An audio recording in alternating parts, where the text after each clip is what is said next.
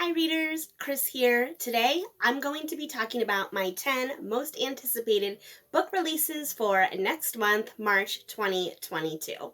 When I was researching March, there was a lot of romance books, which I don't read a ton of, a lot of thrillers, but I was able to pick out 10 that I am super interested in.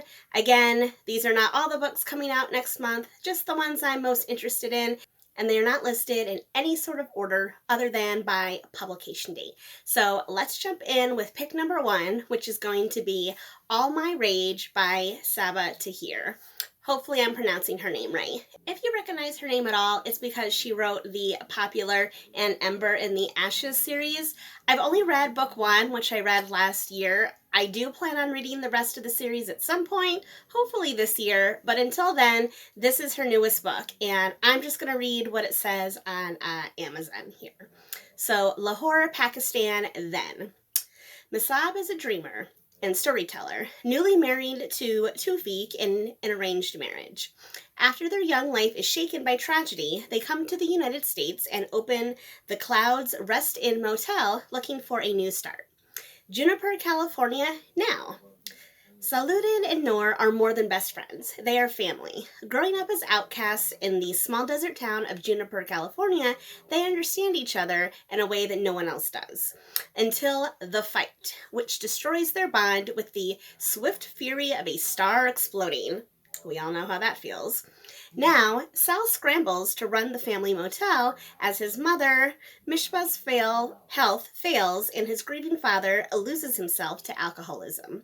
Noor, meanwhile, walks a harrowing tightrope, working at her wrathful uncle's liquor store while hiding the fact that she's applying to college so that she can escape him and Juniper forever. When Sal's attempt to save the motel spiral out of control, he and Noor must ask themselves what friendship is worth, and what it takes to defeat the monsters in their past and the ones in their midst. From one of today's most cherished and best-selling young adult authors comes a breathtaking novel of young love, old regrets, and forgiveness, one that's both tragic and poignant in its tender ferocity. Whew, that was a mouthful.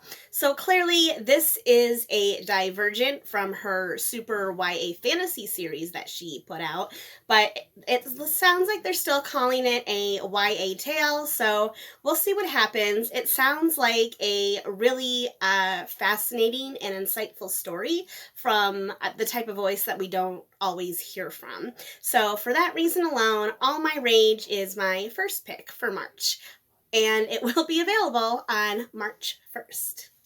Book number 2 next month is going to be Gallant by V.E. Schwab, or as she's going for this book, Victoria Schwab.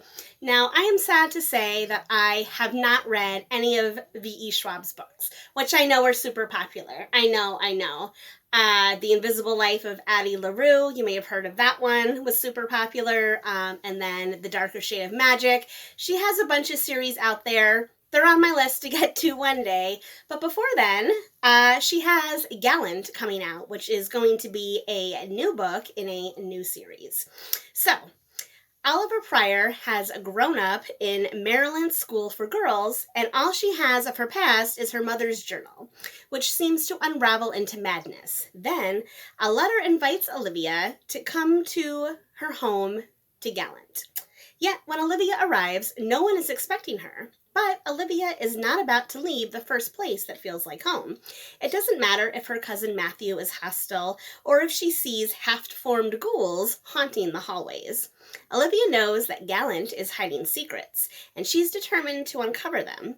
When she crosses a ruined wall at just the right moment, Olivia finds herself in a place that is Gallant, but not. The manor is crumbling, the ghouls are solid, and a mysterious figure rules over all. Now, Olivia sees what has unraveled generations of her family and where her father may have come from. Olivia has always wanted to belong somewhere, but will she take her place as a Pryor protecting our world against the masters of the house, or will she take her place beside him? Dun dun dun! I have to say that. I'm sorry. I just do. New York Times bestselling author V.E. Schwab crafts a livid and lush novel that grapples with the demons that are often locked behind closed doors. An eerie, standalone saga about life, death, and a young woman beckoned by both.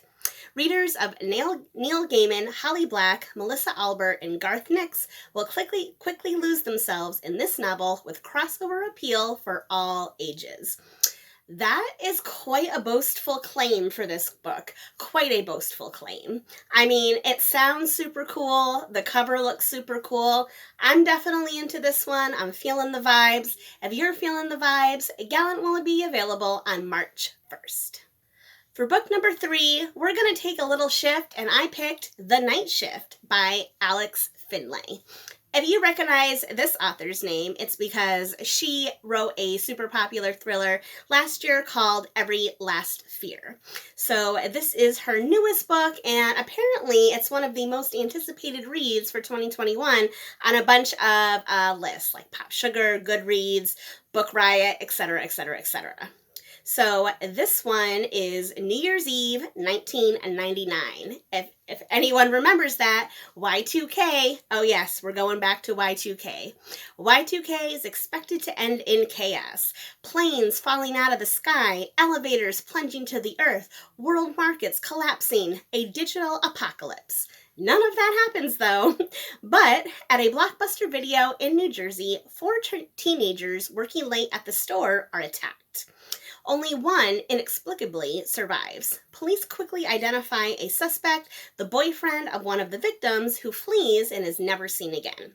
15 years later, more teenage employees are attacked at an ice cream store in the same town, and again, only one makes it out alive. In the aftermath of the latest crime, 3 lives intersect. The lone survivor of the Blockbuster massacre, who's forced to relive the horrors of her tragedy, the brother of the fugitive accused, who's convinced the police that they have the wrong suspect, and the FBI agent, Sarah Keller, who must delve into the secrets of both nights, stirring up memories of teen love and lies to uncover the truth about the murders on the night shift. Twisty, poignant, and redemptive, The Night Shift is a story about the legacy of trauma and how the broken can come out on the other side. And it solidifies Finlay as one of the new leading voices in the world of thrillers. I mean, as someone who, if you watched my recent video about the birth year tab, I grew up in the 80s, so I'm very familiar with Y2K and what happened around that time. And it's hard to explain to people who weren't old enough to understand what was going on, like just exactly how crazy everyone was freaking out around that time. But just for that fact alone, that makes me interested in that part of The Night Shift. So if you are interested in all at The Night Shift, it will be available on March 1st. Book number 4 is going to be 1,000 Steps Into Night by Tracy Chee. Tracy Chee has written some other books, but none that I have read. You may be familiar with We Are Not Free, or The Reader, The Storyteller, The Speaker. I'm not familiar with any of those, but just wanted to mention it in case you were. So 1,000 Steps Into Night is her newest book, and this one sounds super cool. So, in the realm of Arwaya, gods, monsters, and humans exist side by side. Miyuko is an ordinary girl resigned to a safe, if uneventful, existence as an innkeeper's daughter. But when Miyuko is cursed and begins to transform into a demon with a deadly touch, she embarks on a quest to reverse the curse and return to a normal life. Aided by a thieving magpie spirit and continuously thwarted by a demon prince, Miyuko must outfox tricksters, escaped demon hunters, and negotiate with feral gods if she wants to make it home again. With her transformation comes power and freedom that she never even dreamed of, and she'll have to decide if saving her soul is worth trying to cram herself back into an ordinary life that no longer fits her, and perhaps never did. I am such a fan of Japanese culture. I used to watch a ton of anime in my younger years, read a lot of manga, even though I don't anymore. There's still like a spot in my heart that is always drawn to that sort of thing. So if you are drawn at all to 1,000 Steps of Night, it'll be available on March 1st. Book number 5 is going to be Blood Scion by Deborah Folly, whose name I hope I'm pronouncing. Jack says he's interested in Blood Scion, so that is why he is here. So this one says, 15-year-old Sloane can incinerate an enemy at will. How cool will that be? She is a Scion, a descendant of the ancient Orisha gods. Under Lucius's brutal rule, her identity means her death if her powers are discovered. But when she is forcibly conscripted into Lucius's army on her 15th birthday, Sloane sees a new opportunity to overcome the bloody challenges of Lucius's training and destroy them from within.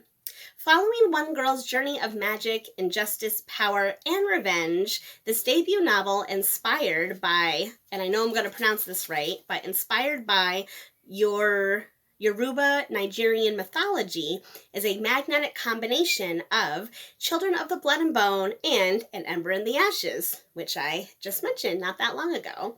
So parts of this book do sound like a lot of stories I've heard before. Whenever I hear YA talk about conscription, it automatically makes me think of the Hunger Games. It makes me think of Shadow and Bone, Red Queen. There's a lot of stories that use that same setup. But I do think that this one sounds super cool, and I like that the fact that it is based on an African mythology that I'm personally am not familiar with. So for that reason alone, I put Blood Scion on this list. If you are interested in Blood Scion, it will be available on March 8th. Number 6 is going to be another new author for me, and that is going to be A Far Wilder Magic by Allison Saft. So, this is supposed to be a romantic YA fantasy, which I said I wasn't into romance, but if it's in fantasy or if it's in other genres, I don't mind it as much. So, when Margaret Welty sports the legendary Halal, the last living mythical creature, she knows the half-moon hunt will soon follow. Whoever is able to kill the Hala will earn fame and riches and unlock an ancient magical secret. While Margaret is the best sharpshooter in town, only teams of 2 can register, and she needs an alchemist. Weston Winters isn't an alchemist yet. He's been fired from every apprenticeship he's landed, and his last chance hinges on Master Welty taking him in. But when Wes arrives at Welty Manor, he finds only Margaret. She begrudgingly allows him to stay, but on one condition: he must join the hunt with her. Although they make an unlikely team, they soon find themselves drawn to each other. As the hunt looms closer and the tensions rise, Margaret and Wes uncover dark magic that could be the key to winning the hunt if they survive that long. In A Far Wilder Magic, Allison Saft has written an achingly tender love story set against a deadly hunt in an atmospheric, rich fantasy world that will sweep you away. Yes, it sounds very cute and very sweet. Like I said, I like my romance mixed with a little bit of fantasy, a little bit of horror sometimes, a little bit of humor. Yes, I have read straight romances before that I have enjoyed, but this one sounds super, super cute because it's rooted in fantasy. So if it sounds cute to you, A Far Wilder Magic will be available on March 8th.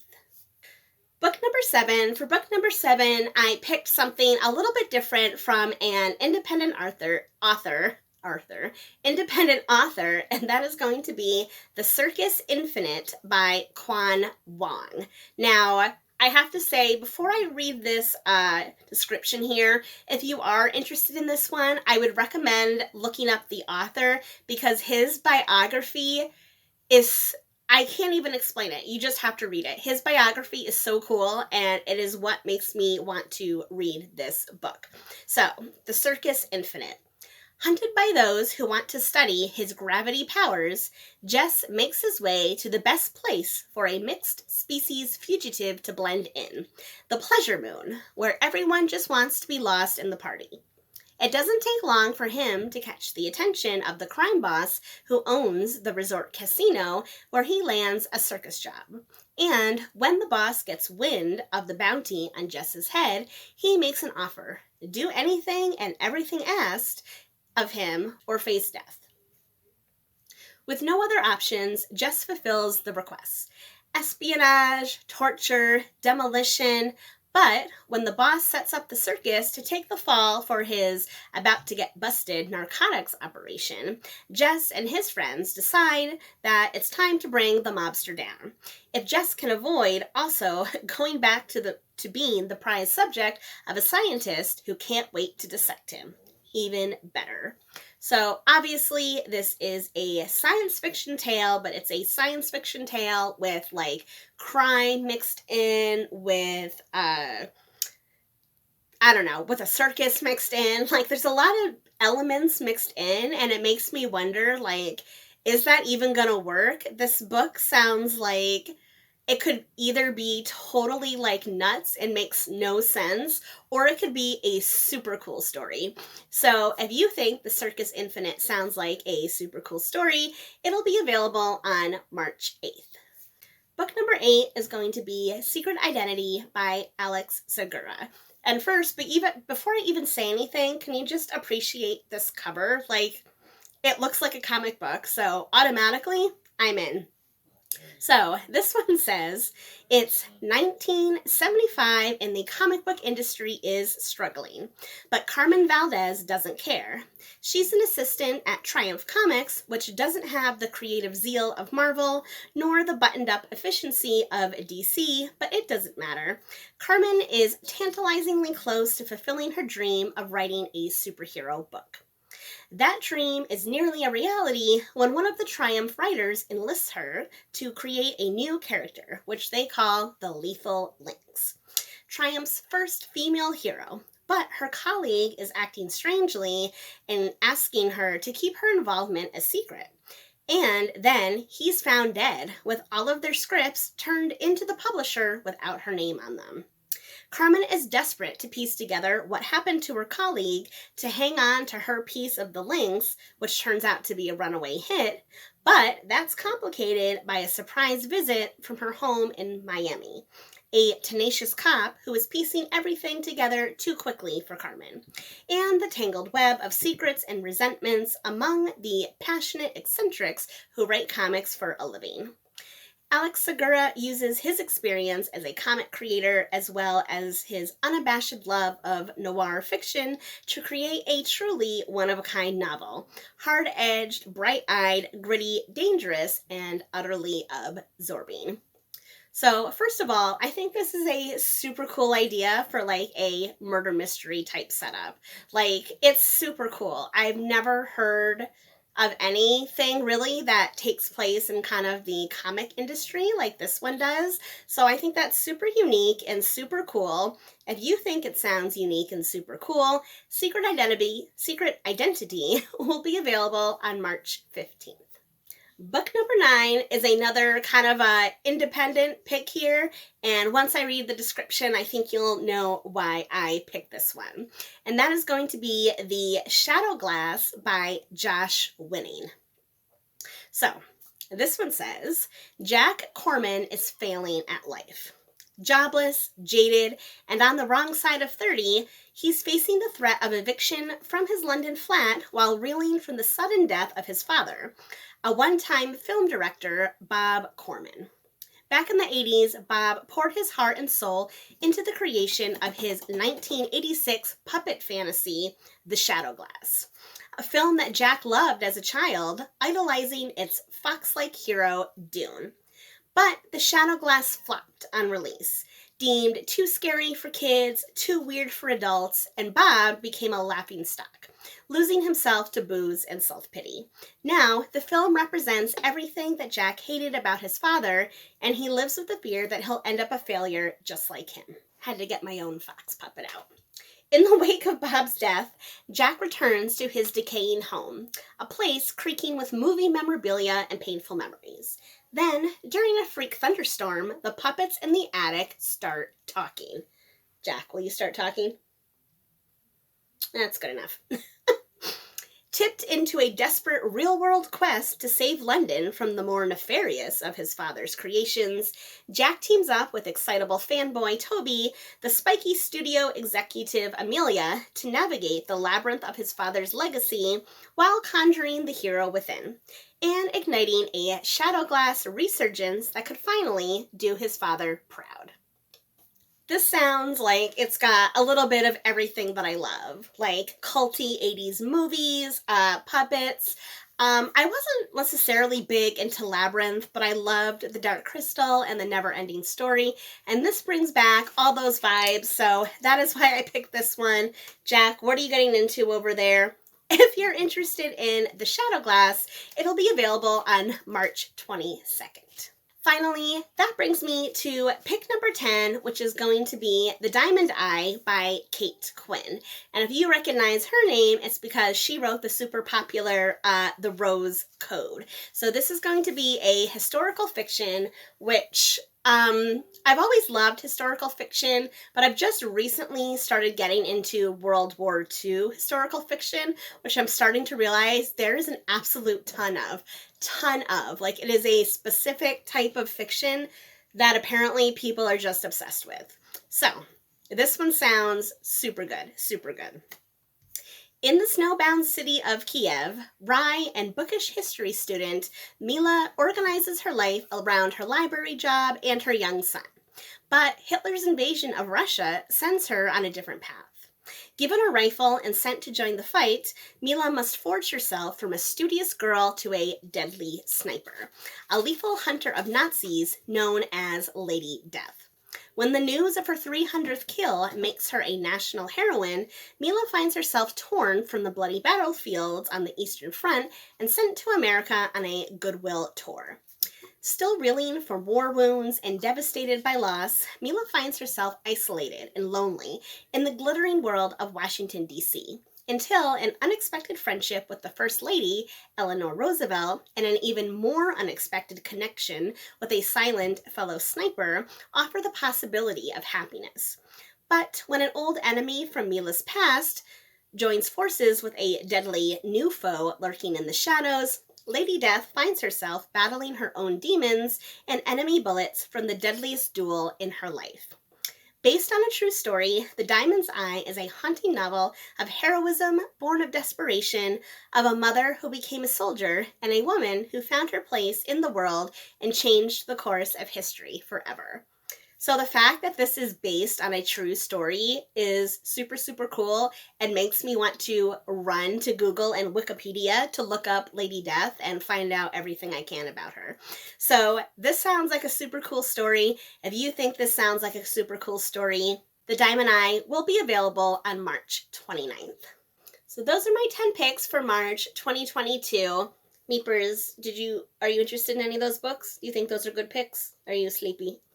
Are you a sleepy girl? Meepers is a sleepy girl. If you like this video, please give it a thumbs up. If you're not already, please subscribe to my channel for more bookish videos coming your way. Right, Meeps?